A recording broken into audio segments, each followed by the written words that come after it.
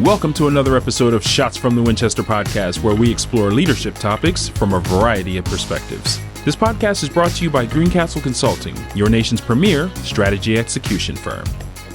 So we did an episode, 2 episodes ago with Amy, and she did this thing about the watch, where you basically she took her watch off, like she just got back from maternity leave, and she had her watch off like the whole time. She's like, I got my life back. Yeah. I was like, so after that, I took my watch off for the entire week. Right. And, you know, I just literally put my watch on today. Yeah. And I'm already putting my phone on this do not disturb because it's like buzz. I'm constantly looking at it. We talked about it. I put it on like dumb mode where like I don't get any notifications to this now because like I still like knowing the time and like I use it when I'm working out, but like it's incessant. So, it is. It just keeps going off. This is one of my favorite times of the week because like it's an hour where like I can't answer email. Not that I, like again I want to do that stuff, but like just sit down and like have an actual conversation is really refreshing. Right. So Talk it out. It is. Yeah, I love this.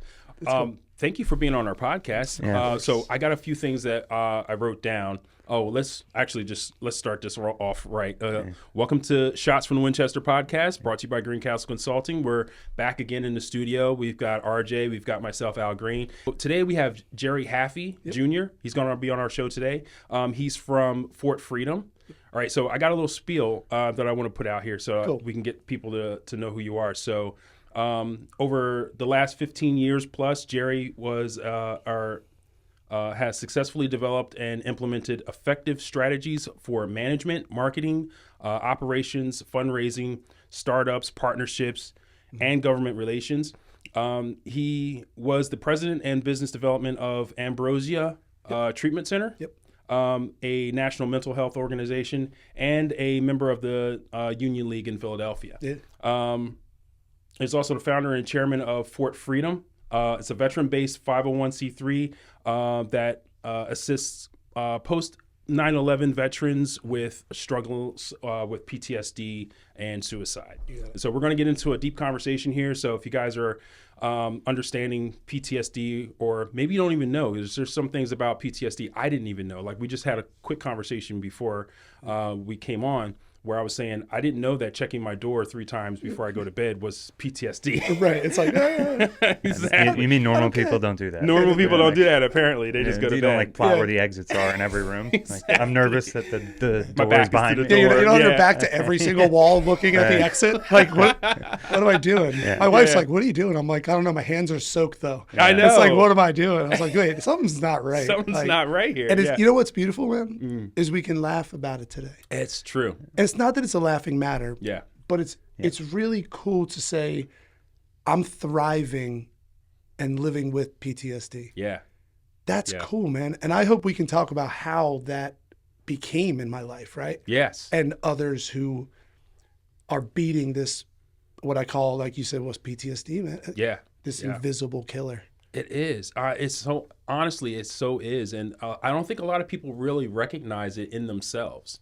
You know, and PTSD coming from, and you're a combat veteran from Iraq as well. So I mean, recon, baby. Yeah, that's a whole different, that's a whole dynamic by itself, you know. But other people that are listening to this podcast that aren't veterans or have any military experience, there are other ways that PTSD can develop inside of you that is, you may not even recognize it. It could be a trauma, something you witnessed, something you experienced, you know. So this is a podcast for you as well. Yeah, I think what I have started doing the years of working in mental health.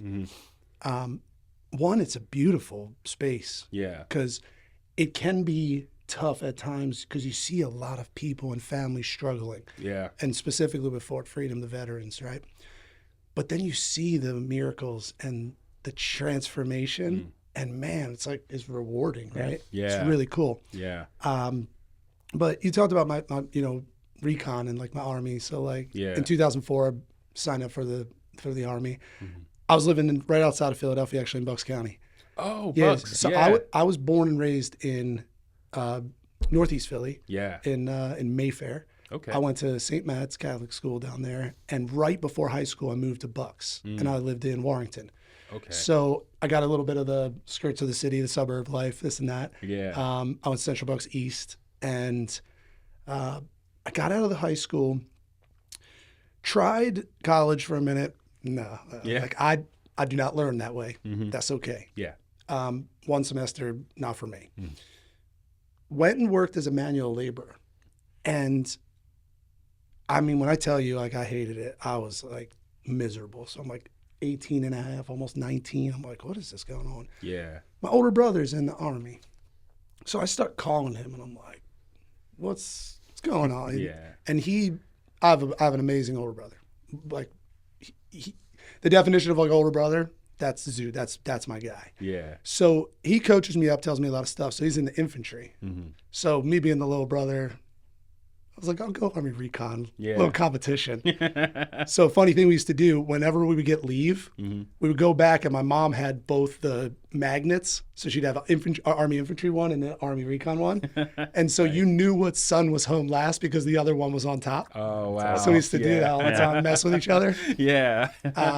And so, look, I did a lot of due diligence before joining. It was wartime. It was very early on the post 9/11 war and OIF, OEF, like those were early.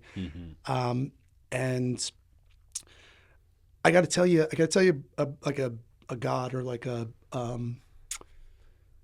universe or whatever your belief is, like something really powerful happened. It actually ended up leading me to start Fort Freedom all the years later.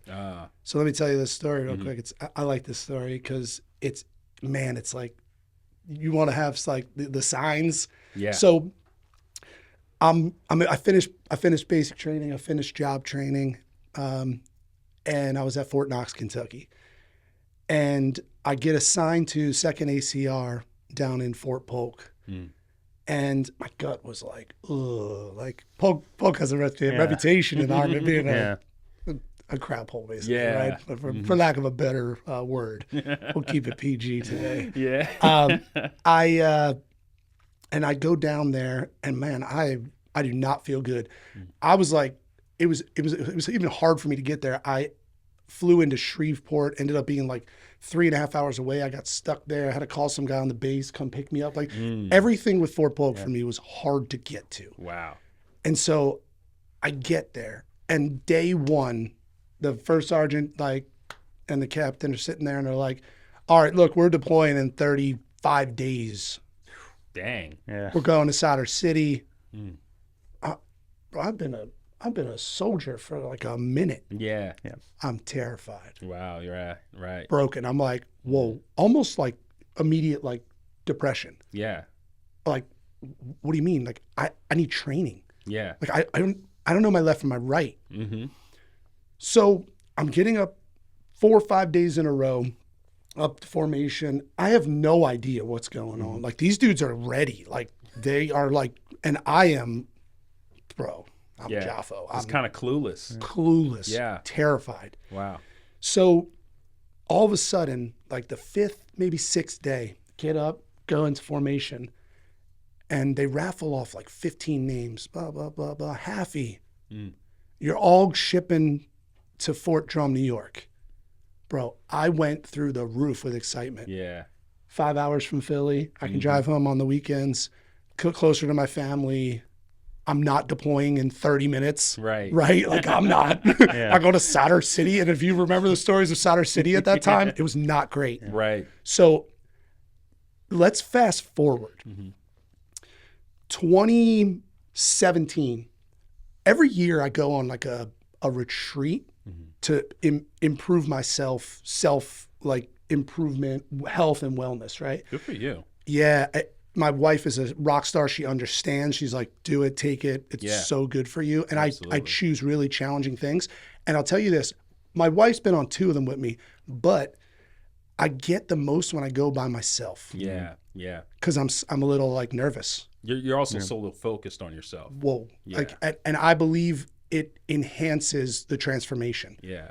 And so I go to Arizona. I went out to a place called Canyon Ranch, and they have a spirituality track. So they have all these, like, they're famously known for like massage services and all these other things, but they have a spirituality track. So every day you're in it, it's like 7 days. They have these challenges that they leave and the information and the notes on what to do, right? So I'm doing them each day. They're awesome. They're like morning this time, afternoon you do this, and like they have this big campus in this valley. It's awesome. The energy there is amazing. Yeah. So on like the 4th or 5th day, I get up and they go, okay, today you're going to do a labyrinth. So I don't know what that is. Yeah. So it's the Native Americans used to put the stones in this circle, and when you get to the middle, like whatever comes to you is something you should focus on or work on, right? Yeah. So I'm standing outside of the labyrinth and I'm reading this and it says, take breaths while you're walking and clear your head, think of nothing, and then get to the middle. So you guys know, right? If you've ever done meditation or try to do that, bro, I'm walking this thing thinking about everything. I'm like a Big Mac, any random thought. And I'm like, so then I have anxiety about not doing the task the right way. And like, I'm going to mess this up. So I'm walking, breathing, and I'm like, it's psycho. Right. So I get to the middle, bro. What is on the ground in the middle? Someone left there before. The 2nd ACR Fort Polk crest. Isn't that something? It's a fleur-de-lis. Huh. I wept like a child in the middle of this labyrinth. And I said, I'm going to start Fort Freedom. Yeah.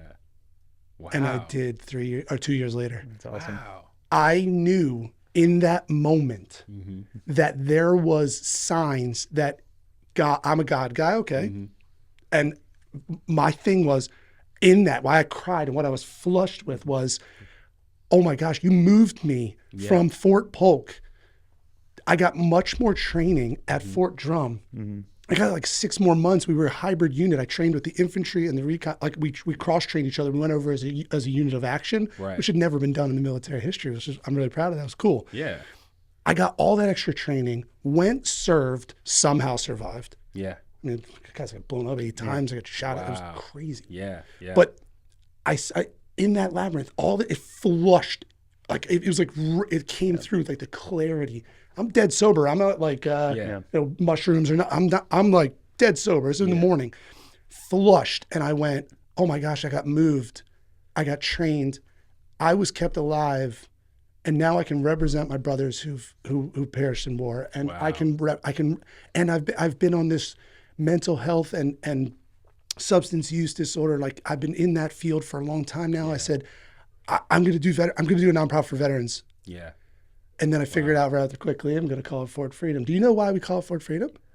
No. Oh, all right. No. I thought maybe it's out there one of the team members or something. All right, so we have forts all over the world. This one truly sets you free. Right? Right. So I have this like aha God moment in the desert. It's amazing. And 2 years later, I got the exemption letter. And man, we almost failed because of COVID. Talk about a journey. Yeah. Well, see, that's another. So COVID, that's a whole other thing. Once you can transition out of that, and like 2020 hindsight and 2020 vision, everything like that. It was kind of like serendipitous that it kind of happened in that way. But if you could survive through that and grow your business through that, it's almost fail proof in its own sense, because it's so valuable in that sense, especially during that time. PTSD, people are like cooped up in their house, and they're probably looking for resources in that same vein. It was incredible. Like we almost closed. Wow. It was close, huh? We couldn't take veterans on campus. Yeah. We did not have virtual service offering yet. Yeah. I'll go in and talk about the services we do offer in a minute, but the reason we almost closed is because we were in our first year. It's hard to run any business in the first year. You started 2019. 2019. Yeah. So literally less than a year later, March, it's like, so Fort Freedom's birthday is August 13th. So it was August of 2019. So March, what? That's 8 months, whatever. Yeah, 7, yeah. We almost, like, because we couldn't get people to come. Everybody had to stay in. We all know what COVID did for us. Yeah. It almost stopped us. So we temporarily froze for 3 months. Okay. Our team, the members of the team that remember this time, it was a blessing. We worked on infrastructure, back end, service offerings, anything to improve, to relaunch, and it's set us on a massive emerging trajectory. Wow. And so 21, 22, 23, we doubled veteran care every year for mental health and for suicide prevention. Wow. And we onboarded every single year for 3 years in a row a new service line. Wow. Crazy. Yeah. You know what? It was never going to fail. You found that in the labyrinth. Yeah. That was your goal. That was your cause. That was your purpose. Yep. So it was never going to fail. Never. It was just an obstacle that you overcome. And that shows your tenacity and your ability to like push through difficult things. And that's what we are as veterans anyway. We push through hardships, you know, and we get to the other side. So kudos to you for making that happen as well. And we've had a relationship with Greencastle for a bit. I have this thing here. So Greencastle has partnered with Fort Freedom for a few years now, and Greencastle is especially excited for this year's partnership. So it's great to have you on the show to be able to talk more about Fort Freedom. Yeah. So I'll quickly give you the services that I do want to talk about the Greencastle partnership, because you guys are rock stars. Yeah. I mean, multi-year participation with us and called to our mission. We align so much, and it is just shine through year over year. So the services Fort Freedom offers, as I said, we've put new services in, and we're doing one with you guys in 25, which is really cool. Yeah. So right out the gate, post 9/11 veterans, male and female, we launched females in our second year after COVID. Yeah. And then we offer a campus down in Florida. It's very intimate. 4 beds only. Wow. 12 weeks. Wow. Very intensive. Yeah. That currently is male only.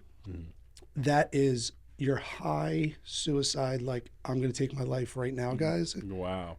A lot of combat usually. Yeah. So high, what I would call high trauma and suicide. Yeah. Suicidal thoughts and maybe plans or attempts. That's the Freedom program. Then we incorporated virtual immediately because we in America have a access to healthcare problem, just in general. Yeah. Okay. So one of the things I would listen, markets sing to you when you just listen, right? Yeah. When so we listen to the veterans, we listen to their families, we listen to the VSOs or whatever it might be. We listen and we apply solution. All right. So it keeps you relevant and evolving. So I said, well, virtual services is a no-brainer. I was hesitant to do it because I want to sit in front of you. Like I want to be with you peer to peer, and then I want you to sit in front of, like, there's so much more engagement. Yeah. But I had a really good friend of mine, guy who works in mental health as well. Like great. He goes, Jerry, you don't want to launch it because you don't believe in the effectiveness of it as much. And I said, yeah. He goes, but you're not doing anything. You can be doing something. It's a great perspective. Yeah. Bro, it resonated so well. And I was like, done. We're doing it. We're launching virtual now. So we launched virtual for 3 curriculums, a male veteran, a female veteran, and then the family members of those diagnosed PTSD. Huge. Yep. Yes. Like, my wife had to get educated on signs, symptoms, triggers, all sorts of stuff patterns and things that I'll do. We laughed about the locks and the stand in the back of the wall and like my hands sweating. It's like, she knows all of those things now. Like she knows what to look for. Right. So we launched virtual and we bring those services in. And then in 24, we launched what's called Honor Program. So if you live close to campus, you can do all of the Freedom program, but not house with us. So it was a local initiative. Okay. So right now that's only down in the campus in Florida, right? Right. So that program is really cool. So we got a bunch of local veterans who are at home, but they're doing programming with the guys that are in the house. Yeah. And they're getting so much out of it. So we do a 12-week for that. And then we have graduation for everybody, just like we would do for virtual or for Freedom. Wow. And it's beautiful. So we're doing and by the way, all of this is no cost to the veteran. That's awesome. That's amazing. Yeah, that's huge. All donor dollars from private and corporate sponsors. We have amazing partners. Well, we're definitely going to get into that, especially because we want to make sure, especially with our audience, how to help out. So let me tell you about Greencastle's partnership, because this is huge. Yeah. 2025. Let's go to the future, man. It's future's now. It is. So we with the CEO at Greencastle, Joe Crandall. He's stepping up in a big way and bringing you all for the ride, which is really cool. So he's going to chair our annual spring event, which we always have in Philadelphia and like this area. Right.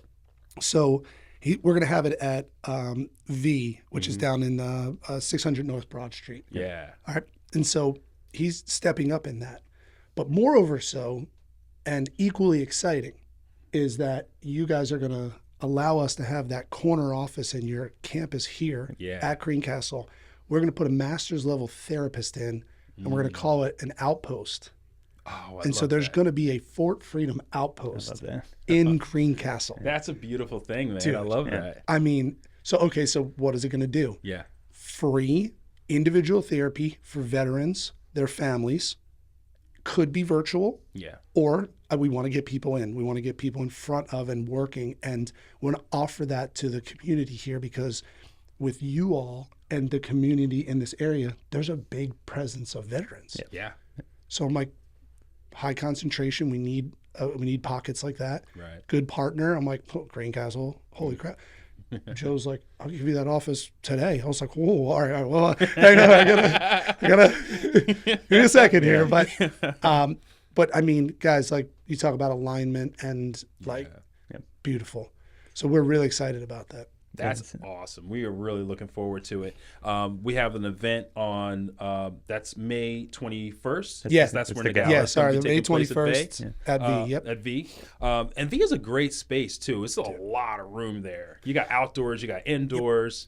Yeah. We're gonna lean on them because they're experts at throwing parties. Yeah. And for us, like we don't do that. Yeah. We do veteran mental health. Yeah.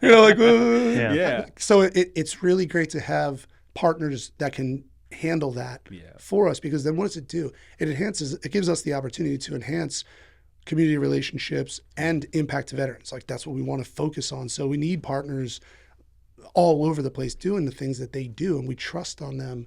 And then boom, we help more people than ever before. I think it's huge, just like being able to amplify like the message and the work you guys are doing, because it is so you hit on it. I mean, the access to like adequate healthcare is an issue like across the country, but very specifically, you hear so many horror stories of like months, years to get like access to the care that veterans need through the VA. So like having the ability to and look, that. I want to bring up something. So I am not a VA basher. Right. Yeah. So I have all the respect for the VA. I love any person who works at the VA because it's tough. Yep. All right. It's tough. And so what I live in a world, because like I'm a stoic. I study stoicism every day. We read stoicism. We have morning readings for the veterans every morning. Yeah. I can patch into it. It's really cool.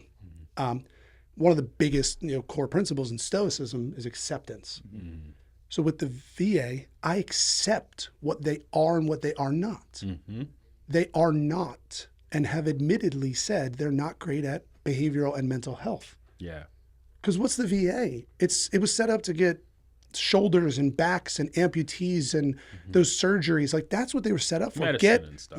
Get soldiers back on the field or healthy or save their life. Right. It wasn't, oh, hey, let's get this whole mental health plan and put it in this wing. Like they tried. Yeah. I don't think it went maybe the way they wanted.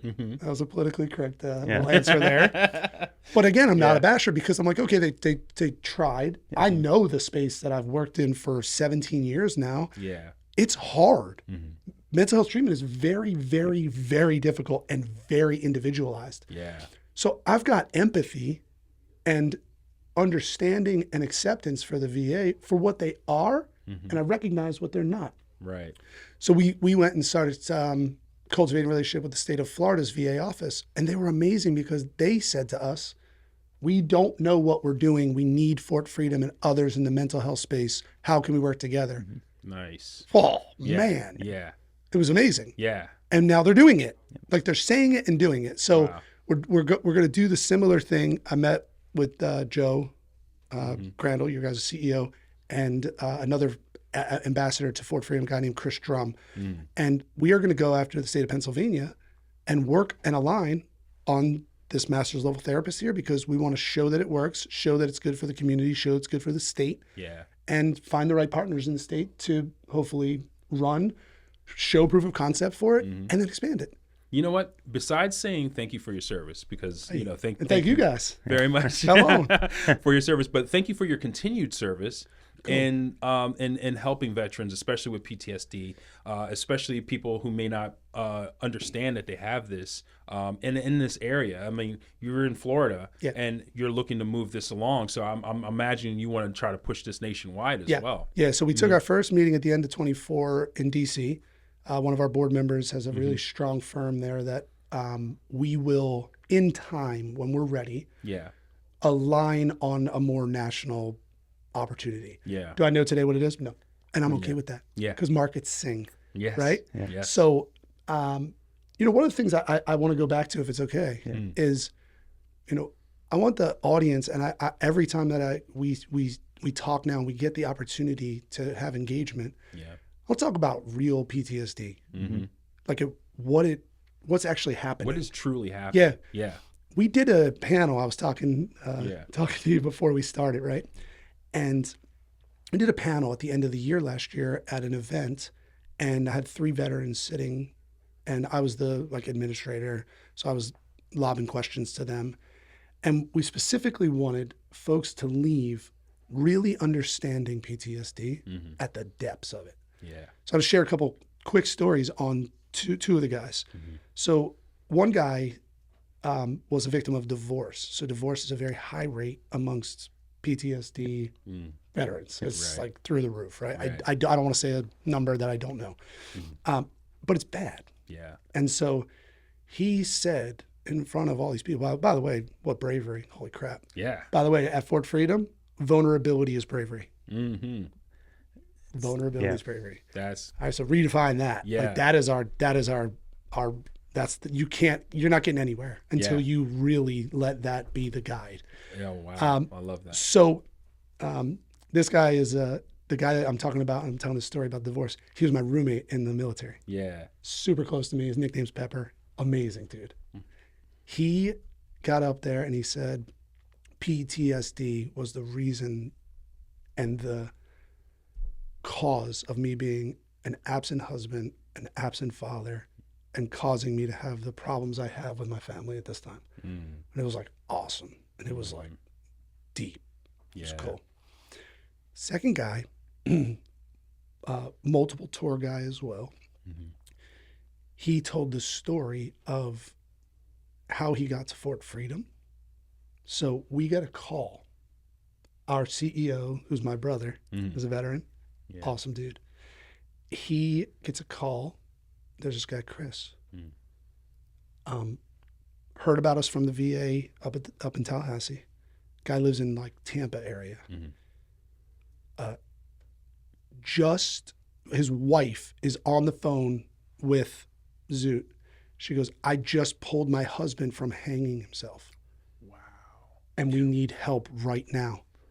So this is what we call like a Amber. So an email alert goes out in Fort Freedom that there's a current attempt and we need to mobilize and move. Wow. In like 10 minutes, Zoot is on the phone with him and driving to go get him. Oh, wow. He just like stopped everything. And he's like, I'm going. I was like, go. Yeah. I don't ask me twice. Right. Drove over, put him in the car. They had they say one of the most, Chris says, one of the best talks ever for the 3-hour drive. Came into Fort, and now he spoke at our event. That's awesome. Wow. In November. That's amazing. And he told that story. Wow. Like you said, it takes bravery to be able to stand up in front of people and to put your story out like that. Yep. Because I think a lot of us deal with PTSD in different ways, and some of us are very insular with it. We just keep it inside. We try not to burden others with our problems. That's it's like the vulnerability bit of it. It's like you're literally hard coded from the second you like, whether it's whatever branch of the military it is, you're hard coded to like, hey, just put that in a box, put it away. Yeah. Right. So like it goes against every base instinct you have to be like, I have an issue that I'm incapable of dealing with on my own. Yeah. Like Drink water, drive on. Right. What? Yeah. Like, hold on. Right. We might have some other things that we should do, right? Yeah. And that's like when you all right, so we've talked about some like PTSD stories and the depths it can get to, and that it does get to, right? And so I think currently we're going to wait for the new VA report to come out, but for 2024. But in years past, we're somewhere around 17 to 22 veterans a day taking their life. Guys, it's nuts. That's insane. Because during this podcast, we will lose a veteran. Yeah. Wow. Like, talk about perspective. It's like, yeah, that's not okay. So that's why Fort Freedom exists. Yeah. To us, that's 100% not acceptable. No. It's So what's unfathomable. It's fact. ridiculous. So we have a slogan that says, treating PTSD and suicide. You know what our real slogan is? We need to go out of business because we figured it out. Yeah. So we'll stop until we do that. Once it's a mission complete at that point. It is. Yeah. So we're not gonna stop. Wow. We wake up every day. I tell them we should. Like it's kind of funny. I'm like, well, you guys will have jobs, and they're like, I gotta laugh, and I'm like, but that's where you got to be that serious. That's the goal. Like you will get repurposed. Don't worry. You guys are all awesome and skilled. Yeah. But our mission is to go out of business. Yeah. The right way, which means we've figured something out. Something happened. Yeah. And so I am an optimist, and I believe that currently you can live with PTSD. I'm one example of many of struggling veterans who've gone through PTSD and now thrive. Yeah. But secondly, I am a believer, and I have all the faith that we are going to find some sort of model or something's going to happen, because you guys know this. When veterans got their mindset on it, it's done. It's just a matter of time. Right. So I just have the faith in that. So there's some interesting treatment modalities and things that are going on that I look forward to exploring and seeing where they go. Yeah. Should be pretty cool. Yeah, I mean, it is awesome. Like you said, obviously the goal is to go out of business, but you're dealing with 2 decades of the most recent conflict worth of trauma to deal with. And that's not talking about like Gulf War, still you have Vietnam veterans still out there that are still processing their experience. And I want to explain. So we've gotten the questions like, why don't you take them? And it's a fair question, and it's the right question. Honestly, I'm a firm believer, because of the years of experience, that when you choose the modality and you want to be an expert and be the best you can be at it, because mental health is so hard and so individualized, I want to focus on one item. Now, could Fort Freedom in the future have a specific veteran of Vietnam only, something like that? Right. Maybe. But for now, the statistic I do remember is after it was 2022, and I knew we were aligned with this. I didn't know it when we started, but it was 67% of the suicides are post 9/11 veterans. So it's the youth veterans that are taking their lives. So I was like, guys, we're in the right spot. We gotta get that down. Right. So it's like, and then what we do is like, if we get calls for folks that we can't treat for any whichever reason, we have a laundry list, and it's wonderful, of great providers throughout the country who are doing amazing work, similar or helping in the behavioral space. So we'll just be like, look, we're going to call them. We'll call for you. Like, we don't just like give a phone number and hang up. We're like, hey, you can do virtuals right now with us. So immediate care, and we will help sculpt and build a plan with partnering, nonprofits or veteran organizations, right? So it's crucial. I want to tell you about our program really quick, though. I know we talked about it, but mental health. So Fort Freedom's program is wildly effective. Why? It's built on 4 pillars: physical, mental, spiritual, emotional. All of the providers that we have, all right, they all have to hit 2 or 3 of those markers for their service offering, and they do. Wow. And what happens is a veteran might do like a yoga session, because we offer that, and have a breakthrough. Right. They have breakthroughs at the most random things. Like, we have a sports medicine masseuse, because we got to get our bodies back, man. Our veteran bodies are broken, bro. Like, what's up with my knees, man? I guess I'm getting older, but it's like, so we had a guy come through the program, and he said, I had an aha moment on the massage table I had like the best talk ever with Edgar, the massage therapist. I said, oh my gosh, you never know where it's going to happen. Fort Freedom's program puts the providers around the veteran to find which service gets that aha moment. Yeah. Typically week 6 to 8 every time.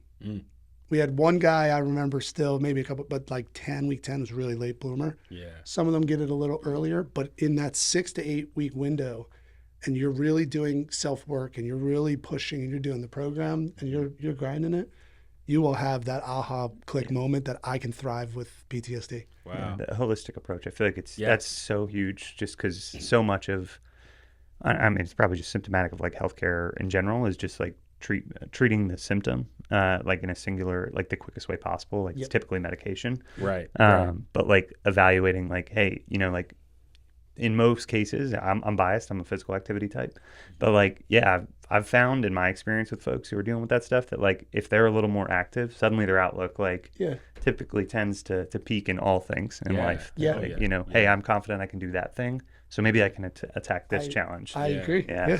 Look, dopamine, endorphins. Yeah, and it's the same thing like on a spiritual basis too. Like, so right now we're off of those 4 concepts, right? Physical, mental, spiritual, emotional.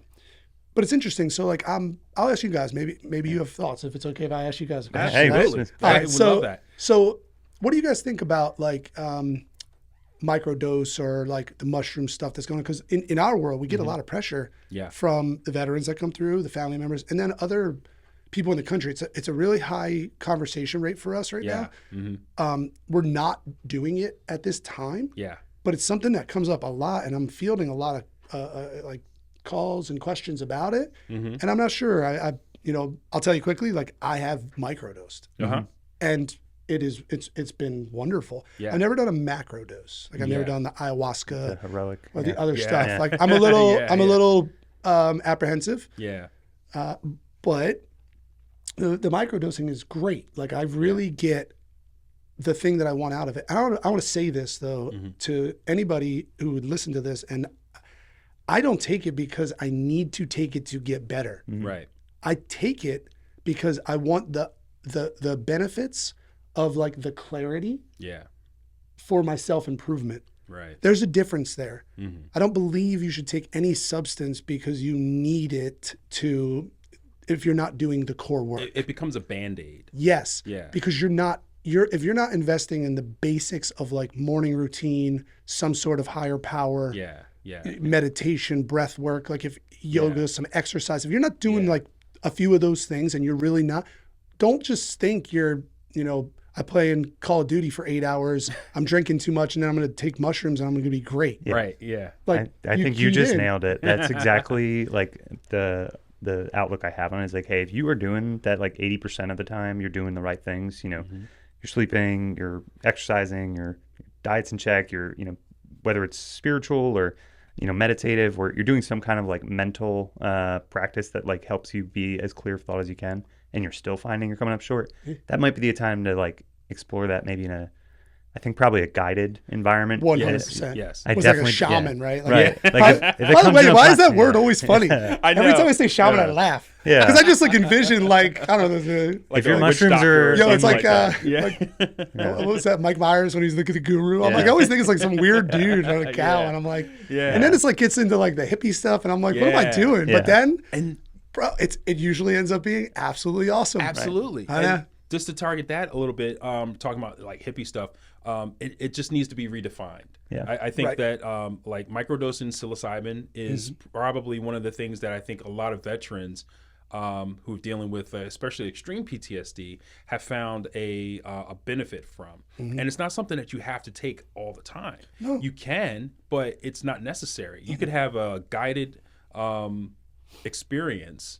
with physicians around you, a doctor on site, a psychiatrist, psychologist, to help you, guide you through those moments, because you have to have that conversation with yourself to understand, because like there's a lot of stories when you get on like a decent trip with that, where it feels like you've died. Yeah. And then you feel like you've been reborn. I've heard many people say that. Yeah. And then you come back as a new person. Right. But you're back in your same body, but you're a new person. Yep. And I think that helps alleviate and leave behind that old personality. For sure. You know, and get, so there was this thing. So somebody likened it to a fresh snow. Like imagine your brain is a fresh snow laying over top of your brain. You know, that's awesome. All these little avenues that were there are covered now. And now you have the opportunity to make your own trail. That's a great analogy. Yeah. And I would look for myself. Like I would look for that benefit. Yeah. That is something that when I'm of right mind, I'm in a good rhythm, I'm disciplined, right? Yeah. Another virtue of stoicism is discipline.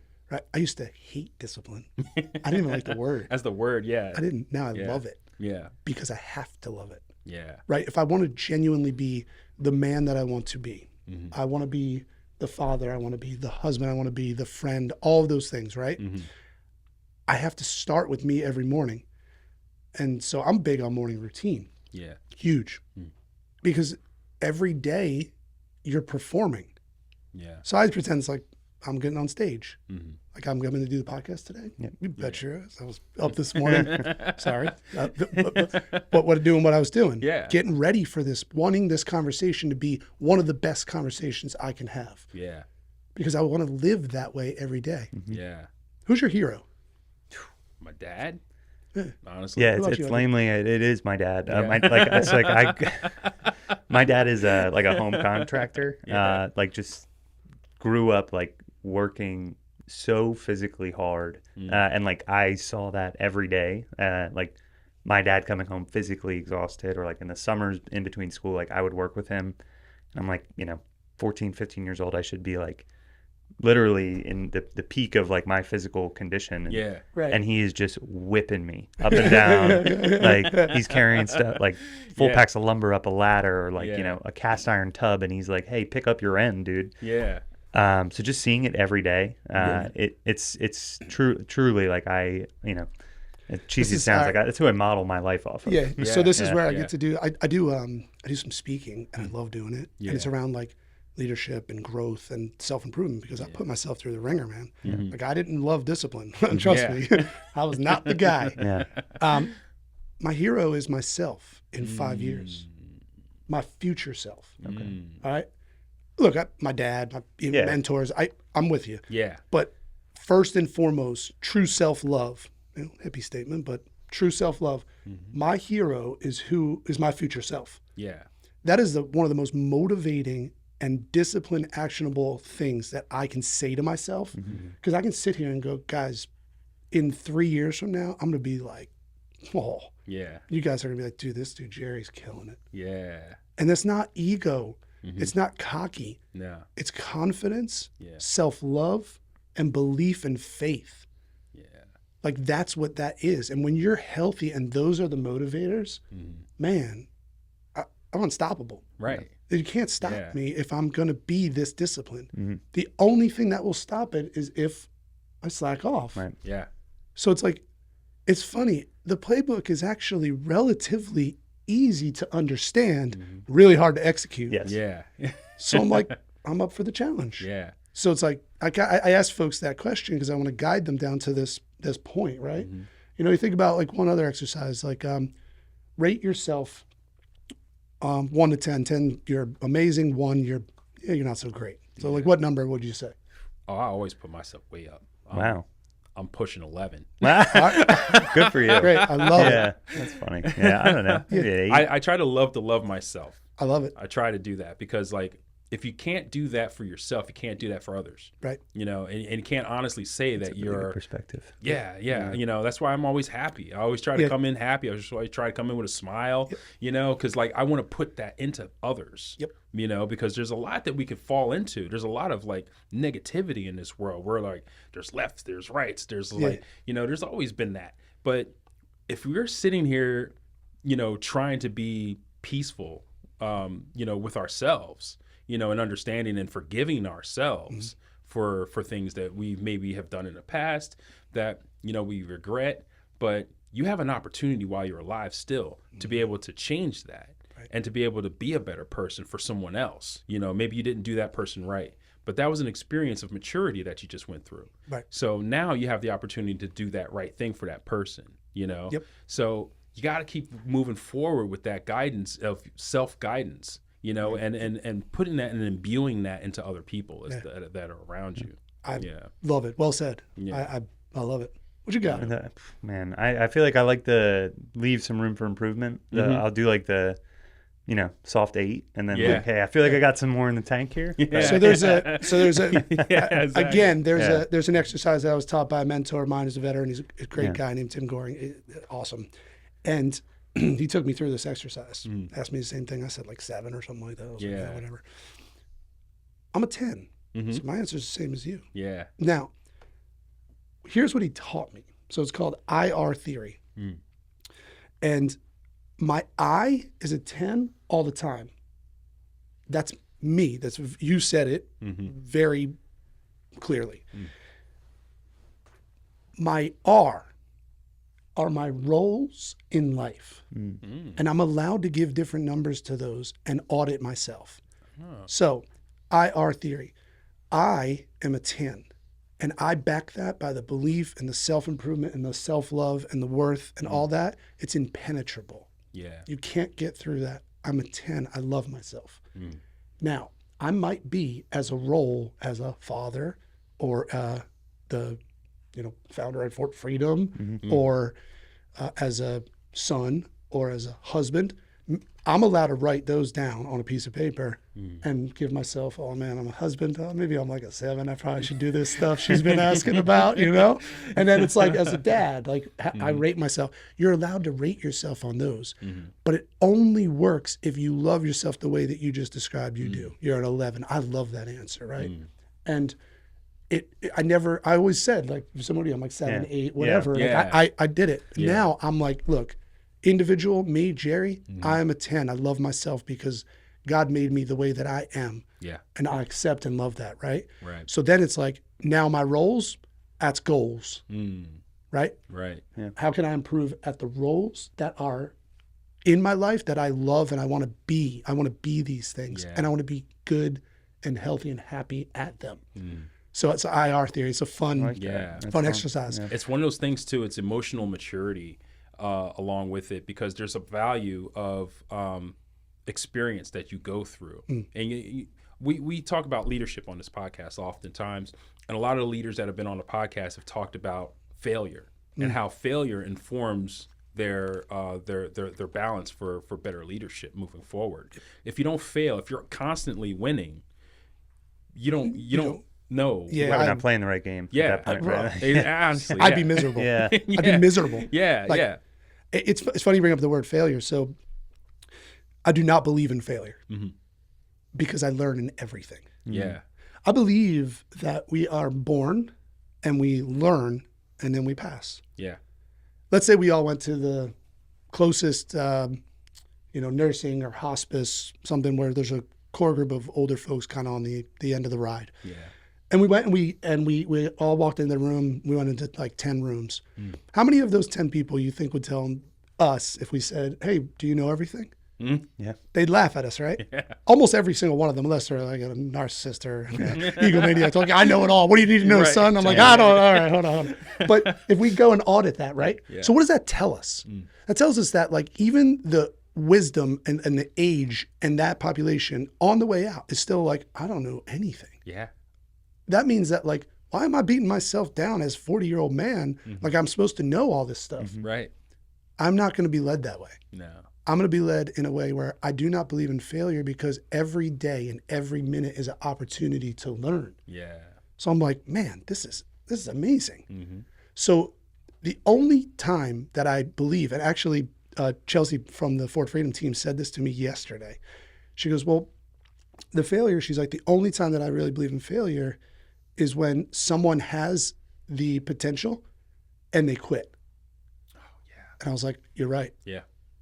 Because like I kind of with absolute confidence said, I do not believe in failure. Yeah. And I did my spiel. Yeah. And she's like, well, hold on. And it was very insightful. She goes, well, if someone has the potential to do it and they, you know that they do, and they just quit, that's failure to me. I was like, I agree with you. Yeah.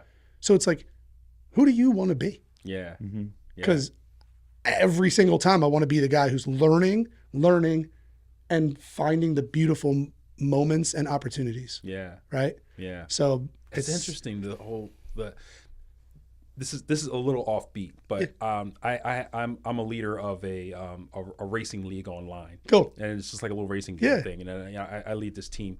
And whenever I'm in the multiplayer and I'm playing whoever is in the world, you know, we're just playing. There's like 8 people on the track.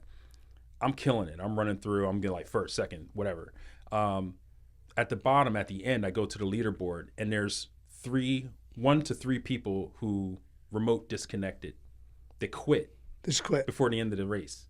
You know. Oh, it's like if something about that bothers me on a bigger scale. Yeah. You know, because it's like you quit. You didn't even get to the finish line. You quit before you got there. Right. You know, it's like what does that say about you as a person outside of this game? Yep. You know, and it just. It's always so... It's so funny you bring this up. Yeah. My 7-year-old, he got an Xbox for Christmas. Yeah. So we got an Xbox. Yeah. That's how that works. Yeah. My wife's like, oh, what is going on here? Like, I'm like, it's an hour. It's an hour. All right. So he is trying to do that. He's trying to, when he's playing college football, 25 is a great game. It's awesome, right? Yeah. NCAA 25 is awesome. And he's like, so he's been killing them on freshmen. It's easy. Yeah. So I said, all right, now it's time to go up to varsity. So it goes to varsity. This is literally last week before I came up here. And I hear him, and he's like yelling at TV. And I said, all right. So I go in there, and he quit the game because he was losing. And I said, let me just talk to you right now. So this exactly thing happened to me. Wow. So sit down. And I'm a firm believer as a father, like I come down and I level eye to eye with him. Yeah. So like I coach as a dad that way. Yeah. Right? Because we're coaches. That's great. Dads are coaches. Yeah. So I'm like, I level off. I don't like to stand above and talk down. Yeah. I don't like that. I like to level off. I think I get more engagement from him. Yeah. And I just looked at him and I said, it's really good for you to learn the difficulty of this because this is life. I know that you don't understand that yet, my son, but I promise you, what do we always say in this house? And he said, we're learning. I said, that's all we're doing. Yeah. I said, I'm learning with you. You know that. Dad's a learner, right? Mom's a learner. You're a learner. Jude, my second son, you're a learner. Yeah. By the way, my boys are Jagger and Jude. Come on. Love that. Let's go. We did not miss on that. So I level off with him. I just, that to your point, like he's not going to be the kid quitting the race like that. Yeah. Like I was taught if I ran in a race, I ran high school track for like a hot minute, run 10 feet past the finish line. Yeah. Like run all the way through it and nuke it. Yeah. You know, like that's where. So I've just got to coach him up on it. But the video game thing just came up for me. Yeah, first time. It's so funny. Yeah, because the things that we do in our life are the things that inform how we are. I always talk about how people drive or the way that they walk. It's also their personality. Yep. So if they're like cutting you off and they're like frustrated in the back, I've even changed the narrative for myself so that I don't get so frustrated in traffic. Especially Philadelphia is outside of common sense. You know? Wait, the Skookle's not great? I got on to come here this morning, and like I'm with 2 folks who are not from this area, and I just said, we're going to leave a little early because it's either make or break with the Skookle. They're like, what do you mean? I'm like, well, you'll see. And we got lucky, so I don't know how the ride back's going to be. But I know, honestly. I'll do some breath work before I leave. Yeah. Honestly, right? Yeah. You know, I've for myself, I've changed the narrative because, you know, I cut people off. You know, people cut me off. I can't be a hypocrite. Yeah. You know, so I recognize that I'm probably pissing somebody off. They're pissing me off. I try not to allow them to piss me off.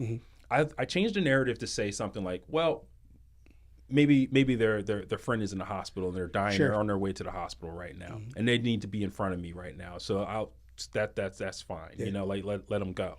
You know, or they just need to get there faster than me right now. I'm chilling. I got my music on or my podcast, whatever I'm listening to.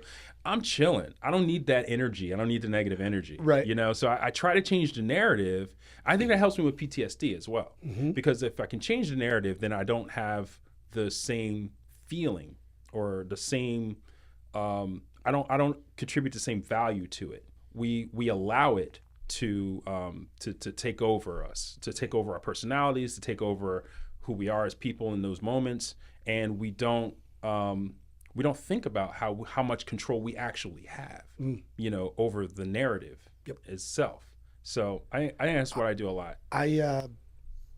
I'll share, if I could share the tactic I use for preventing road rage. Yeah. Because I love what you said. So someone told me this. I'm not going to take credit, but it works and it's great. I'll get mad for 1 or 2 seconds. I may drop a word. Yeah. All right. And then I immediately, so I've taught myself, like it sounds like you have too. I've taught myself to say, I want to go home today. Yeah. I don't want to see my family. Or I'll make it even more relevant. Like if it happened on the way here, I'd have been like, no, I'm going to go see the Greencastle people. Like this is not for me. This is not where I'm going. Yeah. Because that can escalate so quickly. Quickly, yes. Why, by the way, do we like get in the car and become different? It's psychologically odd to me. Yeah. Like I'm like, why am I so mad in this car? Like I'm not mad. Have either of you ridden a motorcycle before? Like for like 10 seconds. I was like, that's not for me. I used to ride when I was younger. Yeah. And there's like legitimate science to this. It's like it's amplified on a bike because you're like just a meat bag that's exposed to the whole world. Yeah. But like your fight or flight response is literally on the entire time because you're just not programmed to move at 70 miles an hour, Right. Yeah. like around like a ball of metal that can kill you. So like it's true. It really is though. You get in the car and like it's instinctive. Like the you armor assume around like, it, hey, that person's trying to kill me with their stupidity right now. Yeah. Right. Yeah. So like it comes out in that way. Yeah. Wow. Yeah. You guys talk about like reframing it. Like road bikes, gave up on that after a couple nasty crashes. Yeah. Feel very lucky to be sitting here. Honestly. Got into cars that go faster than they should as a young lieutenant. So like I was everything I told my privates not to do. Yeah. Don't spend your money on a race car. Spent my money on a race car. Yeah. And then finally, like my aha moment, I guess it might have been like as I was approaching 30, I just bought a Jeep. Yeah. And it has like a 0-star crash rating, and it can't go over like 55 miles an hour without shaking. Yeah. So like it just puts me in a position where like You edited yourself. I know me. I have to be in a position where like, hey, I can't afford to ram anybody's bumper. Right. Like, Yeah. this car will crumple around me. So like, I love You see, Yeah. I still have a need for speed. So I got an SUV. you better lose that need. Yeah. You're a new Well, dad. I know, honestly. But I got an SUV, I used to be the guy that got the 4-cylinder economy, 32 miles per gallon on the highway kind of guy, I could still do that in my car. I get like 27. But like, I think I get to a point where I want to gun it when I need to get out of a situation. Yeah. Like I don't like being around a bunch of 18-wheelers too often, getting smashed. And my mom drives 18-wheelers, so I got a lot of experience around these things, and I don't like being near them because I know for fact, I don't know how long this guy's been driving. Yeah. Yes. Fair point. Yeah. Yep. So I'm like, I watch the wheels, how close are the wheels getting to the line before I make my move. And then when I hit that gas, I don't want no shit. I want you want to be gone. I'm out. Yeah. I pass. I don't have the experience you have, but I Yeah. pass instinctually. Like for many years, I pass them fast. Yeah. I position it. I wait. It's clear, and then I get around. Get and I around agree with them. you. Like, I always want to know the umph is there. Yeah. So it's funny. It's funny you brought up the motorcycles, right? Huge into PTSD. Yeah. The guys come back. They all get motorcycles. Why? Because guess what? PTSD that with a combat veteran, a portion of it is we're adrenaline junkies. Yeah. Why? Oh, okay. I'll give you my version.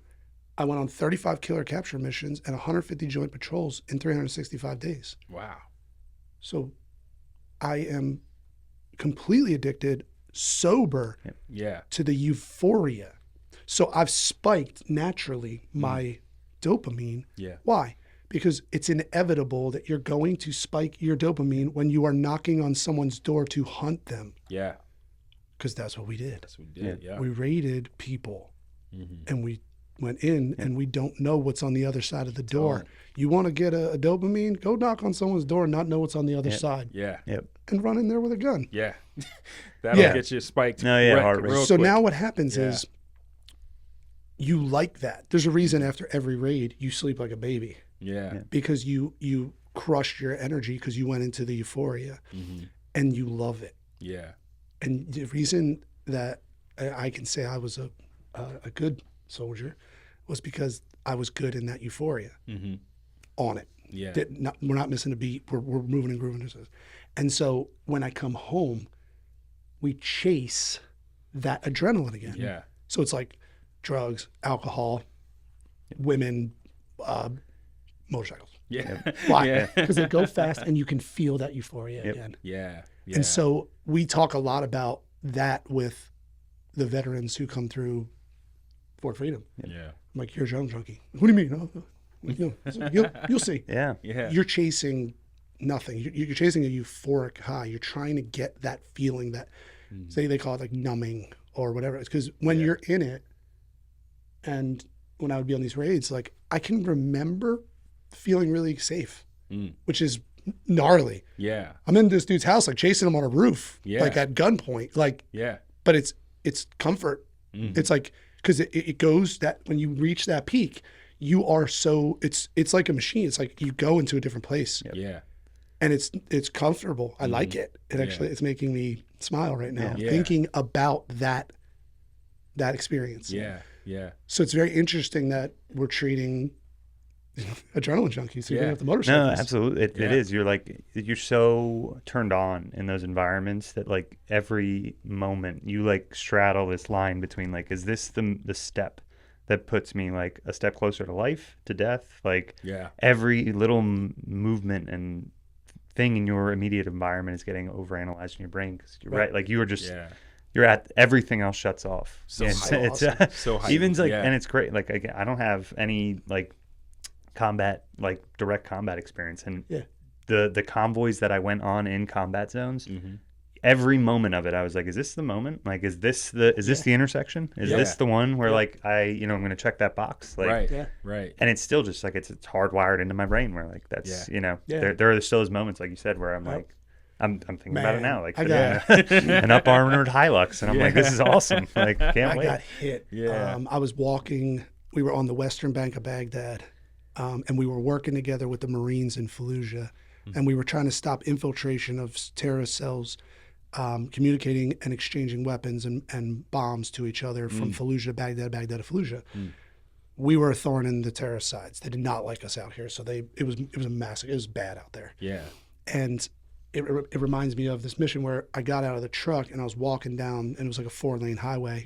That's like a main artery for us to get supplies from Turkey, but then also for them to exchange, the terrorists to exchange. So we're like out there, and I'm walking, and it's like an afternoon, all sorts of hot, of course, and boom, bomb goes off, blows me up. Whoa.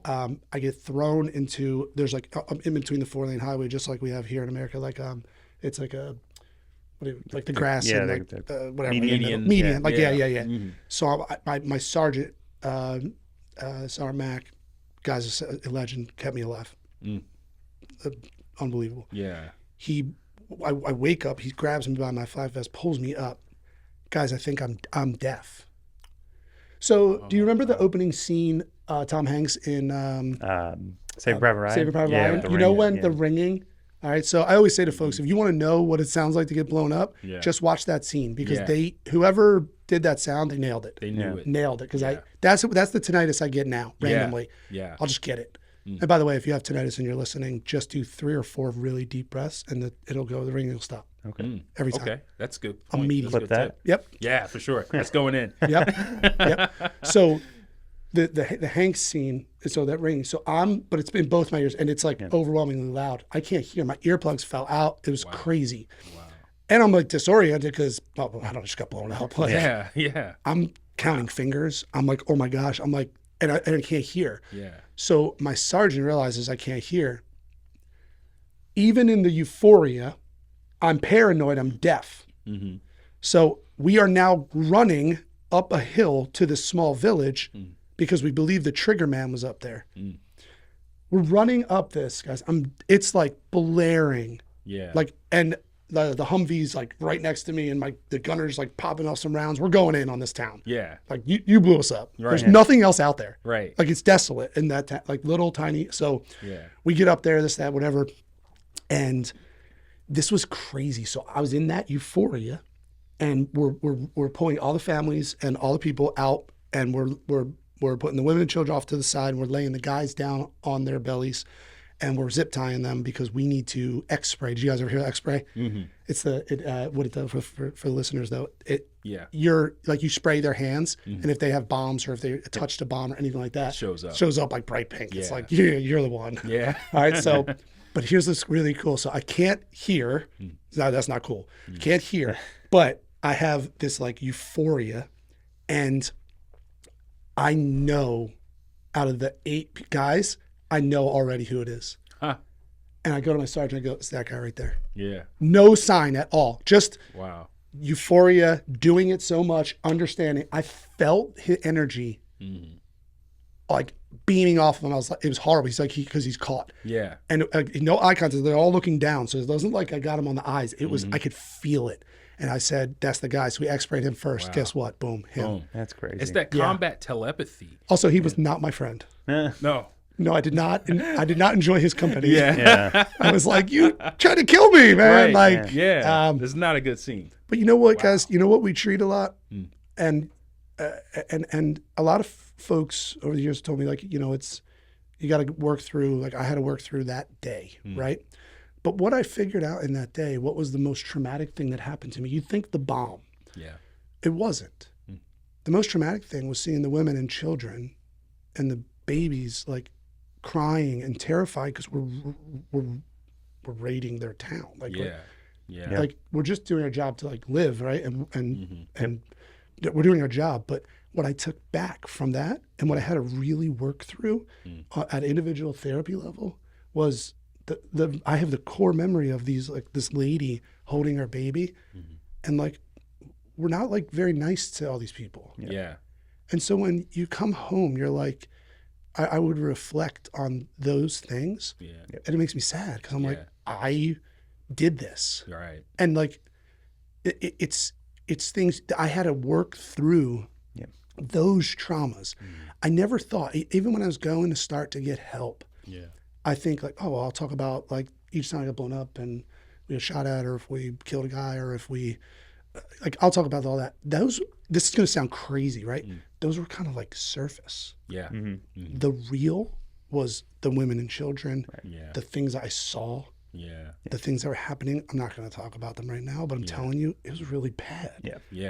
And sad. That's what I brought back.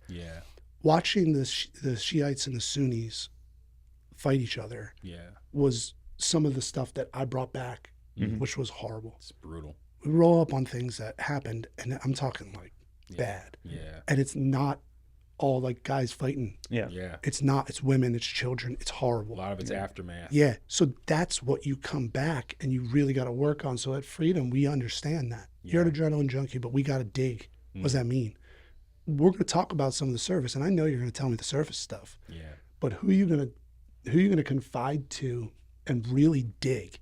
And that's what we've got going on, because that's the only way to heal. Right? So I tell that story because I always go back to that, right? Like, you remember the opening scene for American Sniper? Where like the kid is there and stuff like that. It's all that stuff. Those are the things that we bring back that we really struggle with.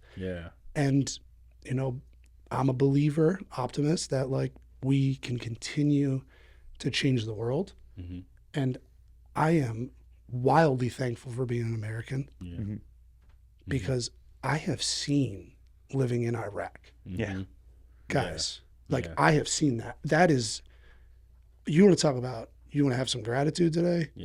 You don't live in Iraq. Whoa, like, it's not okay. Like, it's not. Right. And so, I can do these reflections now, and I can speak this way. Because I did the work. And it was hard. And it was hard to trust someone to tell like the therapist that. It took me a while. Like I cycled through a lot of people. Well, you just created some therapy for people right now, especially in this audience, to be able to say that, to tell that story. And if that connects with anyone out there, definitely leave a comment. Let us know how you're feeling about that, and we can connect with Jerry here as well for Freedom. Yeah. Let people know how they can find Let's you. do that. Yeah. Yeah. So the website's the best way, and you can put an inquiry in whenever you want, and someone will get back to you guys. Like, it's no cost. So you go to www.my, so my fort FORT freedom.org. So myfortfreedom.org. Like, you can go on there and you can fill out a basic inquiry form, and you're going to get on the phone pretty quickly with like a master's level therapist. Probably going to be Glenn, who's our program director. The guy's in. Yeah. You know, talk about the heart of gold people. He's in there. Yeah. And I also encourage people to call and contact, because what do you got to lose? Yep. Right. Like, it's no cost. Right. It's bettering yourself. Yeah. And I believe me when I tell you that bravery is vulnerability, or vulnerability is bravery. Yeah. Like, it's fun. A lot of times people hesitate to call. And I get it. I used to be that way. But, man, you call for freedom, you're getting nothing but love. Yeah. That's More love honestly on the you. hardest step probably is that, like, and if you've done the hardest thing at that point, is like, hey, like I, a person who thinks I'm very together, do not have the ability to handle the situation. I need to reach out to somebody to either help or to, give me my medicine effectively, not literally. No, yeah. Exactly. And then also I want to point out, we're having a launch party here. Yes, that's what I was going it's to gonna be lead sick. into that. Yes. I had a meeting before this. Yeah. And we started putting the pieces of it together. Yeah. Dude, I'll be here live and in color, great. man. That's gonna be fun. And that's a happy hour that we're having here at April 17th. Yeah. So that'll be 5:00 to 8. Yeah. We'll send out all the information, but it's going to be awesome. It's officially celebrating the launch of the satellite. We were talking officer, about Nice.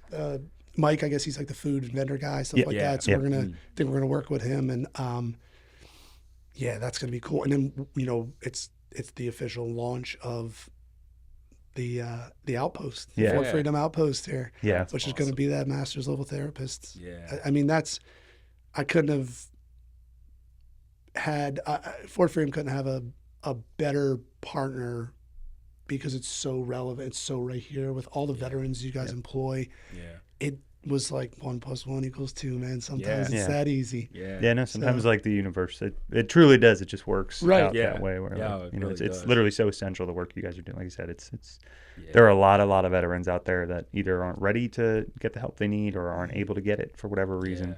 So like the more that folks can amplify what you guys are doing, the better. And it's at the core of what we do. Absolutely. What we're all about. So we're closing this out. Thank you so much, Jerry, for being on our show. Again, topics like this are really important, especially with the audience that we have. That and like you say, we're all veterans here at Greencastle, and it's amazing, and we're really happy that you have your outpost here at Greencastle. It's the best place for it.